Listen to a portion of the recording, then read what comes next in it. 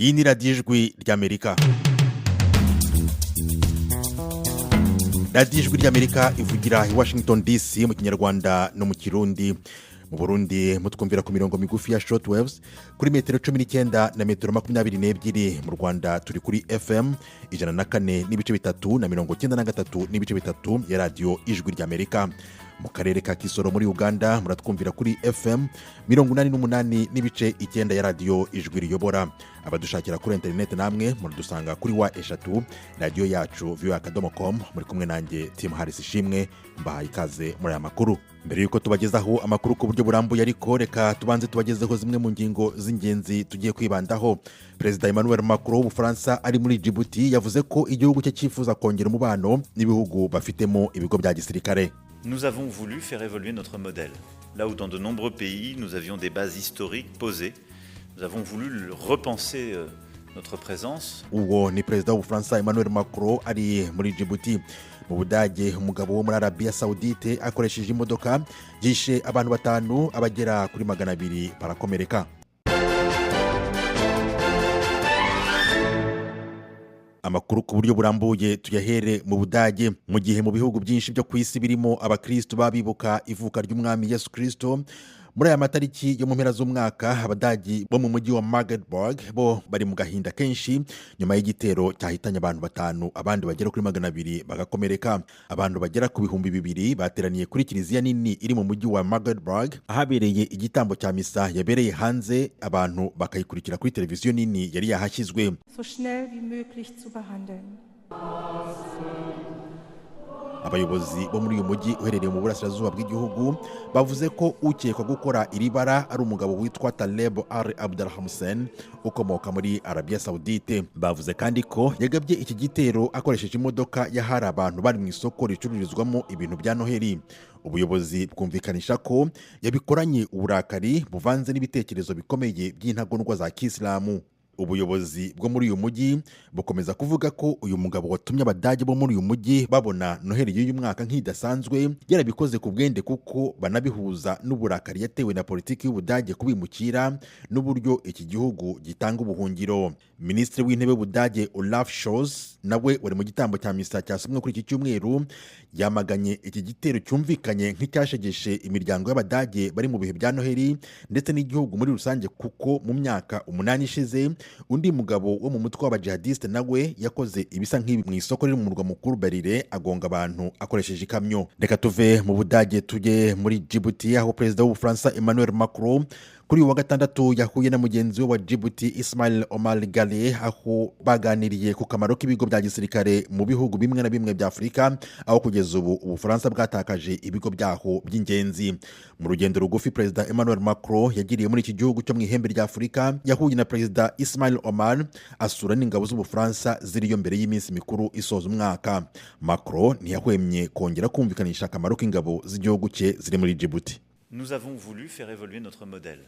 Là où dans de nombreux pays, nous avions des bases historiques. Twifuza gukomeza guteza imbere uburyo dukoramo, aho twari tumaze gushinga ibigo bikomeye by'amateka mu bihugu byinshi. Twifuzaga kongera gutekereza ko haba twongera imbaraga mu bufatanye n'ibihugu byinshi, tukareba ibikenewe birimo amahugurwa, ibikoresho n'ibijyanye n'ubutasi, ariko ubu turi mu nzira yo guhindura imyumvire. Opération en matière de renseignement, opération ponctuelle, mais nous sommes en train de changer la logique.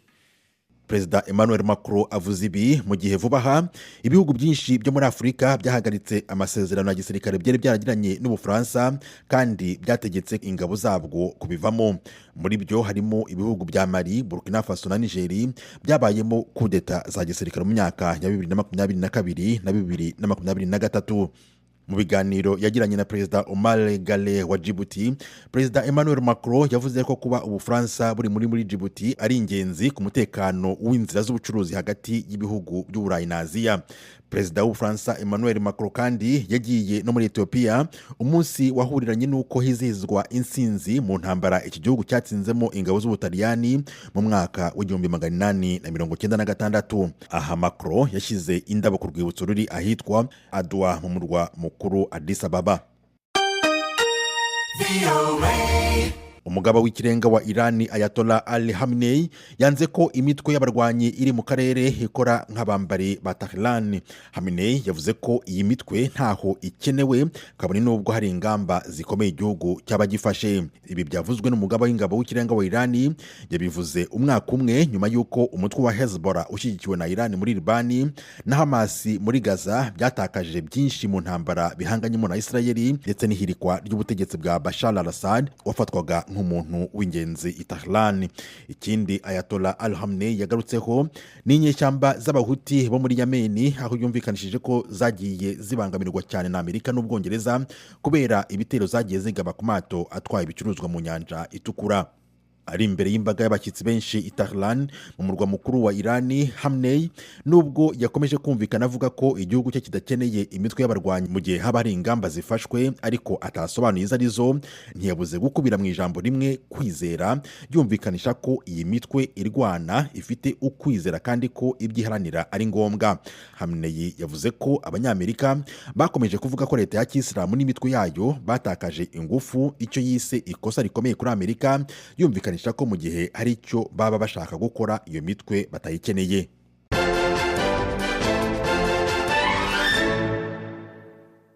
Mukomeje kumva radiyo ijwi ry'Amerika ivugira i Washington DC mu Kinyarwanda no mu Kirundi. Mujye kuri eshatu Radiyoyacu @com, mukurikire aya makuru kuri Facebook, YouTube na X. Muradusanga kuri @Radiyoyacu. Mu kanya turajya amakuru avugwa mu karere k'ibiyaga bigari byo muri Afurika.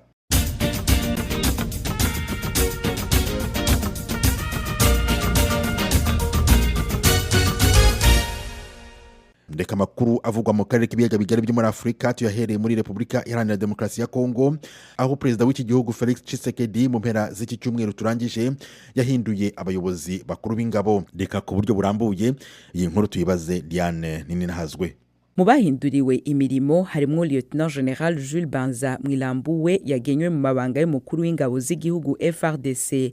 General Chiwewe Songesha Christian yahora muri ayo mabanga President Felix Tshisekedi yaciye amugira umunyamabanga mukuru wiwe mu vya gisirikare. Yatwara ibiro bikuru vya gisirikare muri Repubulika ya Demokarasi ya Kongo kuva muri 2022. General Major Christian Ndayule nawe yahora atwara urwego bw'iperereza bamugize umukuru ingabo za Kongo zigwanira ku butaka. General Major Jerome Chiko Chitambwe yahora ari cegera c'umukuru w'ingabo za Kongo, akaba ari nawe yarajeje ibikorwa vya gisirikare ku rwego rw'igihugu n'ivyo guhasha umurwi wa M23 mu ntara ya Kivu ya ruguru. Yagizwe umukuru w'ingabo z'akarere ka mbere ko kwivuna karimwo na Kinshasa. Itangazo ryasomewe kuri radio na televiziyo vy'igihugu muri Kongo rivuga ko impinduka zabaye inyuma y'inama nkuru y'abagize leta, vyabaye ngombwa ko iba kandi vyihuta. Impinduka zibaye mu buyobozi bw'igisirikare ca Kongo nizo za mbere zibaye zikomeye kuva mu 2021 igihe umurwi wa M23 wasubira gukaza ibitero vyawo. N'impinduka zibaye kandi mu gihe ingabo za Kongo biriko birazigora kwisubiza bumwe mu buce bwigaruriwe n'abarwanyi ba M23 bariko baratera intambwe nini mu buseruko bw'ico gihugu. Itorokanizo ry'amakuru y'Abafaransa AFP ribivuga, akaba ari naryo ijwi ry'Amerika dukesha ino nkuru, ritangaza ko hambavu y'ubuseruko bwa Kongo abagwanyi ba M23 bivugwa ko bashigikiwe n'u Rwanda bariko kandi baratera intambwe nini mu ntambara ibera mu ntara ya Kivu ya ruguru. M23 ni gake muri kahise yateye intambwe mu bice vy'iyo ntara, ariko kuga AFP kuri no ncuro abarwanyi b'uwo murwi basigaje ibirometero bigera kuri 50 kugira ngo bashikire igisagara ca Butembo gifatwa nk'umutima w'ubudandaji bwa Kivu ya ruguru. Intambwe nini bateye nk'uko AFP ibandanya kubivuga, bariko barayitera inyuma yaho inama yari itegekanije kuba kwa Mungu w'indwi heze hagati ya President wa Kongo Felix Tshisekedi n'u Rwanda Paul Kagame isivye. Iyo nama yari kubera i Rwanda ku murwa mukuru wa Angola, ihagarikiwe na President w'ico gihugu yagenywe n'ubumwe bwa Afrika nk'umuhuza mu matati u Rwanda rufitaniye na Kongo. Ivyo bihugu uko ari bibiri bikabandanya kwitana ba mwana kucatumye inama itaba. Ubu noneho ni wa mwanya w'ikiganiro bungabunga ubuzima tugezwaho na mugenzi wacu Eugenie Mukankusi. Ndabasuhuje, Eugenie Mukankusi. Mbahaye ikaze muri kiganiro bungabunga ubuzima. Indwara y'ibibyimba byo muri nyababyeyi bakunze kwita leiomyoma ni uburwayi bukunze kwibasira nyababyeyi. Ibi bibyimba bigenda bitandukana mu mubare no mu ngano kandi ntibitera kanseri. Benshi mu bagore bafite ubu burwayi nta bimenyetso baba bagaragaza. Ababigaragaje bashobora kuva cyane mu gihe cy'imihango, kuribwa mu nda cyangwa se mu gice cy'epfo cy'umugongo, ndetse no kugira impatwe ari byo kunanirwa kwituma ibikomeye.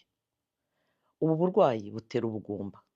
Nk'uko bitangazwa n'ikigo cy'igihugu gishinzwe ubuzima muri Amerika NIH, indwara ya fibroids ni umugogoro ku rwego rw'isi, aho yibasiye 80% by'abagore bakiri mu myaka yo kubyara. Ariko kandi yiganje cyane mu biraburakazi barimo n'abo muri Afurika. Muri Uganda, imibare itangazwa na guverinoma yerekana ko abagore 4 ku 10 muri iki gihugu cyo mu burasirazuba bwa Afurika barwaye iyi ndwara y'ibibyimba byo muri nyababyeyi. Nubwo hari uburyo bwo kuvura iyi ndwara, benshi mu bagore baracyagira ingingimira zo kujya kwivuza. Ibibyimba byo muri nyababyeyi ni indwara ikunze kwibasira abagore berekeza mu kigero cyo gucura, aho ibibyimba byoroheje bitangira gukurira muri nyababyeyi bigateza ibimenyetso nko kuribwa mu nda, kunyaragura no kuva cyane mu gihe cy'imihango. Nk'uko ubushakashatsi bubyerekana, indwara y'ibibyimba byo muri nyababyeyi bita fibroids ivugaho kuba isoko nyamukuru y'ubundi burwayi, cyane cyane mu bagore b'abirabura bari mu myaka yo kubyara, barimo n'abo muri Uganda. Dogiteri Atuhayirwe Susan ni umuganga w'indwara z'abagore ku bitaro byihariye by'impinja n'abagore bya Murago i Kampala. Avuga ko uko ibibyimba bya fibroids bigenda bikura bitera ukuva bikabije, uburibwe no kugubwa nabi, nyamara benshi mu bagore batinda kujya kwivuza. Bamwe muri aba bagore baza baratangiye kujya bajya kunyara kenshi bitewe n'uko uko ibibyimba bikura bibyiga uruhago. Abandi nabo bashobora kugira impatwe ari byo kunanirwa kwituma ibikomeye bitewe n'uko ibibyimba byagiye hasohokera umwanda. Hanyuma kandi tujye tubona abagore baza baragumbahaye batakibasha gutwita. Juliet Namuwaya w'imyaka 38 y'amavuko yagize ibimenyetso bisa n'ibi ubwo yari afite imyaka 25. Yagerageje kwivurisha imiti y'ibyatsi ariko ntibyagabanya uburwayi cyangwa ngo bimworohereze. Nibwo yaje gufata umwanzuro wo kujya kwivuriza kwa muganga. Ubwo najyaga kwa muganga basanze imiyoboro yari ifunze, babonamo za fibroids. Bahise bampa imiti yihariye ivura fibroids. Juliet avuga ko nyuma yo kugirwa inama n'abaganga yaje kubagwa nyuma y'imiti yongera imisemburo yari amaze amezi 6 aterwa. Ibyo byahagaritse kuva mu gihe runaka, ariko mu ntangiriro za 2023 ububabare no kuva byongera kugaruka, ibyamuteye ubwoba. Ibi byaba ari iki? Kubera iki ububabare bugarutse? Kubera iki narimo gutwita? Urumva, iyo utarimo gutwita muri sosiyete nyafurika yacu bagufata nk'aho ntacyo umaze, bihereye no ku mugabo wawe. Ninde wakwifuza kugumana n'umugore udashobora gutwita? Mu by'ukuri hari n'abavuga ngo uyu mugore yaravumwe. Muganga Tuhayirwe yerekana ko nubwo ubuvuzi bwo kuvura ibibyimba byo muri nyababyeyi bidasabye kubaga ahantu hanini buhari, benshi mu bagore batinya kubagwa ndetse bakanga kujya kwa muganga. Ntabwo ari buri fibroid ivanwamo binyuze mu kubagwa. Hari zo twitegereza twasanga zitaguteza ikibazo ukaba wabana nazo. Muganga Tuhayirwe avuga ko hari n'ubundi buryo bwo kuvura buboneka burimo gushongesha za fibroid hakoreshejwe imashini yabugenewe ndetse n'imiti iterwa mu mijyana yo muri nyababyeyi igafasha kubuza amaraso kuvira muri nyababyeyi. Profeseri Anne Beatrice Kihara ni umuyobozi wa Federasiyo Mpuzamahanga y'ubuvuzi bw'indwara z'abagore muri Afurika. Avuga ko mu gihe abagore bakwiye kujya bisuzumisha kenshi, guverinoma z'ibihugu nazo zikwiye gukora ibiruseho mu gutuma ubuvuzi bwo kwa muganga buboneka kandi buhendutse. Fibroids, you have to first ask pertinent questions. Kuri fibroid ugomba kubanza kubaza by'ingenzi bijyanye nayo. Ese arashaka ko uburumbuke bwe bugumaho cyangwa yarangije kubyara? Ese niba ava bikabije ni iki cyabanza kwitabwaho? Ese birasaba ko tuvanamo nyababyeyi? Turavanamo se ibyo bibyimba? Ese birasaba ko dukoresha bumwe mu buryo bwo kuboneza urubyaro bwadufasha gupima ingano y'ukuva umuntu afite? Ariko ibyo byose bigaruka kuri iki. Inzobere zivuga ko bitewe n'ikiguzi gihenze kijyana no kuvura ibibyimba byo muri nyababyeyi bizwi nka fibroid ndetse n'igitutu cya sosiyete ishyira ku mugore ngo abyare, Juliet n'abandi bagore benshi b'abanya-Uganda bakomeje kuzahazwa na fibroid. Niki uzi ku ndwara ya fibroids? Hanyuma se niki wumva cyakorwa mu kurushaho gufasha abagore bayirwaye muri Afurika? Mu by'ukuri ntabwo nkora ibijyanye n'ubuvuzi, ariko nta byinshi nzi kuri fibroid. Icyakora ni imwe mu ndwara zishobora gutera umugore kutabyara. Hari abagore benshi hanze aha bagendana ubu burwayi bwa fibroid ariko batabizi ko babufite. Nibwira ko guverinoma yagerageza gukora ubukangurambaga nk'abaganga bakazenguruka hose bahugura abaturage, atari no kuri fibroid gusa ahubwo no ku zindi ndwara nyinshi zibasira abagore muri ibi bihe. Numvise abantu benshi barwaye fibroid mu bo nsanzwe nzi, kandi fibroid ubusanzwe abantu babana nayo. Ntabwo ari ikibazo gikomeye mu by'ukuri kuba abantu babana nayo, kuko ntigaragaza ikimenyetso na kimwe cyangwa se ngo igire ikibazo gikomeye itera umugore. Icyakora hari bamwe bahura n'ingorane zo kuribwa cyane bakaba banapfa bikabije. Hari abagira ikibazo cyo kutabyara muri bimwe mu bihugu cyangwa muri za leta zimwe, ugasanga bamwe mu bagore inda yabo yaragiye iraguka cyane, cyangwa se bakajya kwa muganga bavuga ko bamaze hafi umwaka urenga batwite, mu by'ukuri bo bibwiraga ko ari ugutwita, ariko babasuzuma bagasanga ari fibroid zabyimbyemo. Nibwira ko fibroid ari indwara iterwa n'agakoko ka bagiteri, igatuma abagore batabyara cyangwa se ikabatera uburwayi bwo muri nyababyeyi butuma baribwa cyane mu gihe cy'imihango cyangwa se bakaribwa mu kiziba cy'inda. Ariko igikomeye cyane ni uko ibuza abagore kubyara. Nkibwira ko hakwiye kubaho gutegura ubuvuzi bwo kubagwa butangwa ku buntu. Abagabo bashatse nabo bagomba gufasha abagore babo. Ikintu gito nzi kuri fibroid ni uko ari ibibyimba bikurira muri nyababyeyi y'umugore, bikaba byatuma atabasha gutwita cyangwa se bikamutera kuribwa mu kiziba cy'inda no kubabara mu gihe cy'imihango. Ku byerekeye guverinoma, nibwira ko bakwiye kugabanya ikiguzi cy'ubuvuzi bwo kubagwa. Bagomba gukora inkingo nyinshi zayo, ibyo bikaba byafasha mu kuyigabanya. Oya, mu by'ukuri sinibwira ko hari ibihari bitewe n'uko benshi mu bagore baba batazi ikibazo bafite. Cya gihe wumva utameze neza, wumva ububabare, ntibajya kwa muganga ngo bisuzumishe bamenye ikibazo bafite. Barabyihorera kugeza ubwo uburwayi bwagutse bukaba ikintu kinini. Dr. George Gwako ni umwarimu mukuru muri kaminuza ya Nairobi, akaba n'umuganga ku bitaro Galaxy Gynecare muri Kenya. Aradusobanurira icyo fibroids ari cyo n'icyakorwa mu kwita ku barwayi bayo bashya ndetse n'abayisanganywe. The etiology of the cause of fibroids is actually not known, but we know that there are certain intandaro y'igitera fibroid kugeza ubu ntizwi neza, ariko tuzi ko hari bimwe mu bintu bishyira umugore mu kuba yarwara fibroid. Urugero nk'abagore bafite abana bake cyangwa badafite n'umwe, abagore bagiye mu mihango yabo ya mbere imburagihe wenda nko munsi y'imyaka 10. Ikoreshwa ry'urushinge mu kuboneza urubyaro byo ntibivugwaho rumwe. Abagore bafite umubyibuho ukabije, barwaye umuvuduko ukabije w'amaraso, barwaye diabete. Ariko rero harimo n'igice gikomeye cyo kuba yaturuka ku tunyangingo sano. Tuzi ko uburwayi bwa fibroid bukunze kwibasira abantu bahuje imiryango, ariko kandi bukaba buniganje cyane mu birabura ugereranije n'abazungu ndetse n'abakomoka muri Amerika y'Epfo. Hanyuma icyanyuma cyabutera ni ibibazo bishingiye ku buryo ubaho, urugero kurya amafunguro yiganjemo inyama, kunywa inzoga nyinshi, kunywa itabi, kubura vitamine D mu mubiri ndetse n'izindi mpamvu. Ubusanzwe uburwayi bw'ibibyimba bwa fibroid tubushyira mu burwayi bwerekeranye n'imihango. Hari ibibyiga ibice byo munsi y'umukondo ndetse bikaba byabangamira uburumbuke. Ibyo ni ibya mbere. Ikindi ni impinduka mu bijyanye n'imihango, zikunze kugaragarira mu kuva amaraso menshi kandi igihe kirekire mu gihe cy'imihango. Kuri fibroid zibyiga ibice byo munsi y'umukondo zishobora kugabanya ingano y'uruhago bitewe n'aho byaje. Bishobora kandi kugabanya ingano y'ahasohokera umwanda munini cyangwa se ingano y'amara.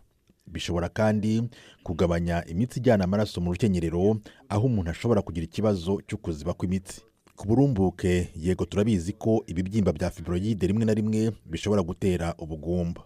bishobora no gutera ugukuramo inda kenshi, ndetse no mu gihe cyo gutwita bishobora gutera ububabare. Bishobora kandi kubangamira uguhindukira k'umwana mu nda, bikaba byasaba ko umubyeyi abyara abazwe, ndetse na nyuma yo kubyara bishobora gutera kuva amaraso menshi cyane. Ariko nk'uko twabivuze, ni ngombwa kumenya ko 30% by'abagore bashobora kugira ibi bibyimba bya fibroid ariko nta bimenyetso bagaragaza. Hariho uburyo bwinshi bwo kubivura bijyanye n'aho biri, ingano yabyo, uko umurwayi agaragara, imyaka ye ndetse n'ibyifuzo bye mu bijyanye n'uburumbuke. Muri rusange uburyo bw'ubuvuzi bwashyirwa mu byiciro bitatu. Hari aho bisaba ko ibyo bibyimba tubikurikiranira hafi. Tuvuge niba umuntu akiri muto akaba arwaye ibibyimba bya fibroid kandi nta bimenyetso bibigaragaza, urategereza, nta kintu ugomba gukora. Fibroid ni ibintu bisanzwe. Ubushakashatsi bugaragaza ko hagati y'10 na 30% by'abagore bagira ibi bibyimba byo muri nyababyeyi.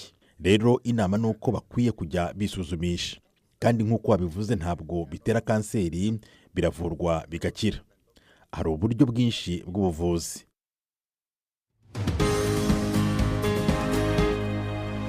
Abarwayi b'iseru ku isi biyongereye ku rugero ruri hejuru ya 20%, bagera kuri 10,300,000 mu mwaka ushize, nk'uko bikubiye muri raporo yatangajwe n'ishami rya ONU ryita ku buzima OMS rifatanije n'ikigo cy'Amerika gishinzwe gukumira no kurwanya indwara z'ibyorezo. Abantu bagera ku bihumbi 107 biganjemo abana bakiri bato bishwe n'iyi ndwara, nubwo ari indwara ishobora kwirindwa binyuze mu rukingo rw'iseru. Abashakashatsi bagaragaza ko habaye igabanuka mu mubare w'abantu bakingirwa iseru kuva icyorezo cya COVID-19 cyakwaduka. Mu 2023, 83% gusa by'abana hirya no hino ku isi nibo bahawe doze ya mbere y'urukingo rw'imbasa binyuze muri gahunda ihoraho y'ikingira. Ubu bushakashatsi kandi bugaragaza ko umwaka ushize 74% gusa aribo bahawe doze ya kabiri y'uru rukingo. Hagati aho, Minisiteri y'Ubuzima mu Rwanda yatangaje irandurwa ry'icyorezo cya Marburg, aho hari hashize ibyumweru 2 nta murwayi mushya wanduye iyi virusi. Mu mpera z'ukwezi kwa 9 nibwo byari byatangajwe ko iki cyorezo cyadutse mu gihugu, hanyuma mu kwa 10 u Rwanda rutangira gutanga urukingo rwa Marburg. Marburg ni indwara yandura bwangu, itera umuriro mwinshi no kuva amaraso, yica 88% by'abayanduye. Cyakora mu Rwanda ho ikigero cy'imfu cyari hasi na 23% nk'uko byatangajwe na Minisiteri y'Ubuzima. Abategetsi bavuga ko bakiryamiye amajanja kandi bakajije ubugenzuzi ku ducurama dukunze kurya imbuto ngo barebe niba iyi virusi itagihari. Mbashimiye ko mwakurikiye ikiganiro bungabunga ubuzima. Ku makuru agezweho, guma ku ijwi ry'Amerika, umuyoboro wa internet @Radiyoyacu.com. Ikiganiro cyacu cya none naho tugisoreje. Naho ubutaha mukomeze kugubwa neza no guharanira ko umunsi wanyu wari wose uba uw'ubuzima buzira umuze.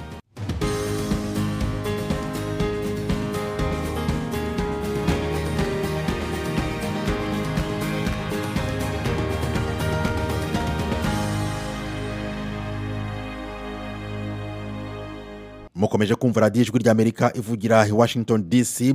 Noneho n'umwanya w'ikiganiro Kombo Taxi. Kombo Taxi, Kombo Taxi, Kombo Taxi. Mugiye gutega amatwi Kombo Taxi, taxi yo mu karere k'ibiyaga bigari. Mugomba mwumvirize Kombo Taxi, taxi yo mu karere k'ibiyaga binini. Munenda kusikiliza Kombo Taxi, taxi ya Grand Lac. La prochaine fois ni wali na sombe. Na kinono basi unaona kasombe ya ishuka kio peke na kinono. Haiwezekani sombe haina kinono ni sombe. Na kile siku nakupigia kilika yabo kepata hivi. Napenda chakula chenu. Bana tamu. Kombo Taxi. Mimi napenda Kombo Taxi. Bana. Ni ba professionnel ba mrejo. Bana yeye kwanza tumika. Chauffeur, tunaenda kumpaka. Ni karibu badada. Nyanya yanyu elimu. Chauffeur, uramenye udakora iryo kosa. Aba bagore wibashira muri Kombo Taxi yawe. Mbabarira pe. Ahubwo ntago wagomba kubana hagaze. Ariko se uri mu bikisi mwana. Oya. Shofe, nikizani ulituambia sema nenda kumpaka. Sasa utatubeba ama vipi? Yego sister, mwingire rose karibu. Karibu. Utibesha ngo injire muri no taxi wakanyabugo kazi. Shofe ananiambia sema kama toka nta myanya y'abanyabugiri muri no modoka. Ahubwo mwigere modoka itabakandagira. Shofe twigendere ahubwo. Ariko se wa mugabo ukimanye to nawe nabuyinza yade no buyinza bugana abagenzi bange kwinjira mu modoka yanjye. Uri mu bikisi. Ariko umva shoferi we wihangayika ibyo ndimo ndabizi. Imyanya yose irimo hano ndayikwishyura ariko ntunsindagira kugendana n'abanyabugokasi. Ni gihano ndimo. Ariko boss ndemeye ko ufite amafaranga menshi ariko sikulimba toyina budde buyinza kuwa kusuzugura abagenzi bange mweboneye. Uri mu bikisi. Shoferi. Karam. Bwana, ubiache. Kwanza mimi sijisikie tena kuingia mwa hii taksi yako kwa huyu papa ukujivuna majivuno. Mimi sibitiki. Ngoje. Sikubali mimi. Tumwachie tuende. Habiwezekani. Hayo mwinjira monone.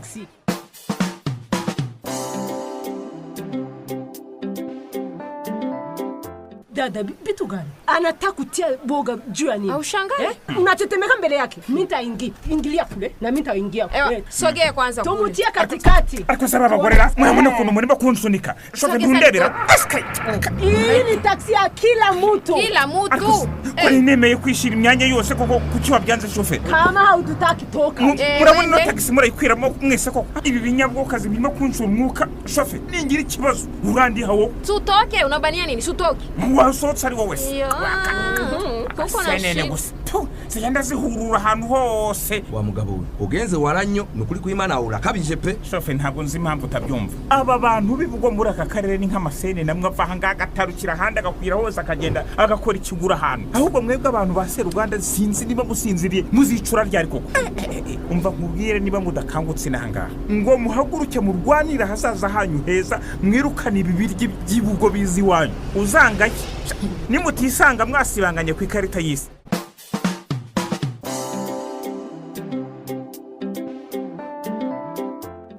Aho nibere ariko se wa mugabo we uba diki nansonyi ugira se uri mu gutuka abantu muri mwecyaranye muri mu bari no kukumva zinjije se zinkandagira bitabo ntabwo bazinteye buri abantu bibugo ntabwo bajya bumva ururimi rw'iwacu tuba tukarwose tuvuga mu kijya muhumuro cyacu ntibabyumve ebyo wabihamya se datewe shamberi we nawe wanze rwose ngo nabihabyumva ngiye mvuze ikinyamuhumuro ntabwo ushobora kucyumva izinjije ntacyo zakuramo ni ibintu by'ibicucu byinjira hari wanyu gusa byihishahisha paka probeto kuri biri guseka dizi ya mama banabihamije ngombwa iki ngo ntabwo twakumva ibyo uri kuvuga ngo turinjiji avuze ikindi ngo ni iki shofe ngo ariko ntubona urugwanku ufitiye abanyabugo ukanka n'abanyamahanga uribagira ko nawe uri umunyamahanga ngahe ni wanyu mo kudedema ndaburya ntabwo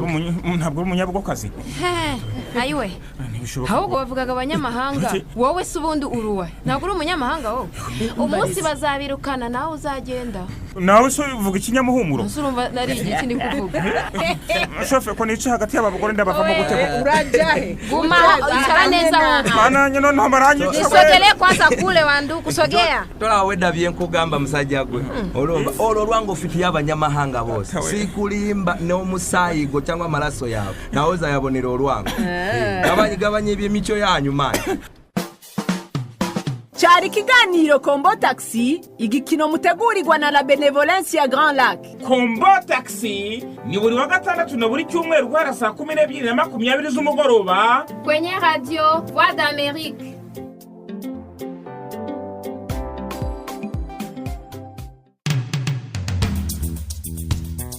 inshuti mukomeje kudutega amatwi amakuru twabagezaho kuri uyu mugoroba naha ahumurije ndabashimiye mwese mwabanye natwe mbararikira gukomeza gukurikira ibindi biganiro hano ku ijwi ry'Amerika nge mwari kumwe kuri mikro ndi Tim Harris Ishimwe nshimiye nawe Nadia Taha wamfashije kwegeranya aya majwi ndetse n'abagenzi banjye bose bagizemo uruhare mugire umugoroba mwiza ndetse munarangiza weekend neza aho muri mu bice bitandukanye.